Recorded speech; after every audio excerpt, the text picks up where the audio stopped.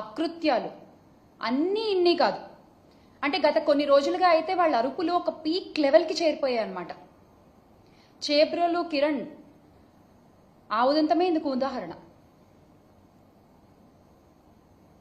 అధికారం ఉందనే అహంకారం, తమని ఎవ్వరూ ఏమీ చేయలేరు అనేటువంటి ఒక బరితెగింపు, ఇది నిజంగా బరితెగింపు అనే చెప్పాలి.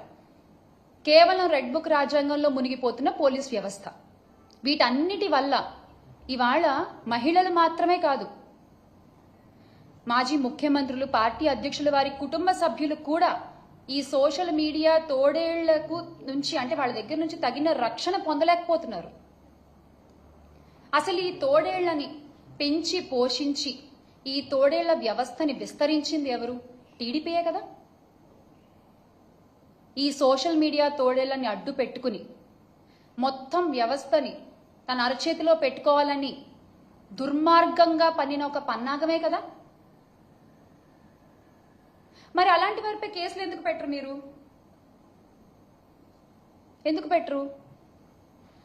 అంటే వ్యక్తిత్వ హననాలకు దిగుతూ, బురద జల్లుతూ, ఎదుటి పార్టీ మీద, అందులోని రాజకీయ నాయకుల మీద, మహిళా నాయకుల మీద, వారి కుటుంబ సభ్యుల మీద నోటికొచ్చినట్లు మాట్లాడుతూ, నోటికొచ్చినట్లు విర్రవీగుతూ, అనిపించినట్లు పోస్టులు పెడుతూ, ఒక అడ్డు అదుపు లేకుండా తెగ బరితెగిస్తూ పోస్టులు పెడుతున్నారే, వాటి మీద వాళ్ళ మీద కేసులు ఎందుకు పెట్టరు?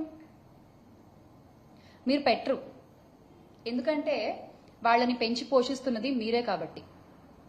పెంచి పోషిస్తున్నది టీడీపీ పార్టీ, జనసేన పార్టీయే కాబట్టి వాళ్ళ మీద ఎలాంటి కేసులు ఉండవు.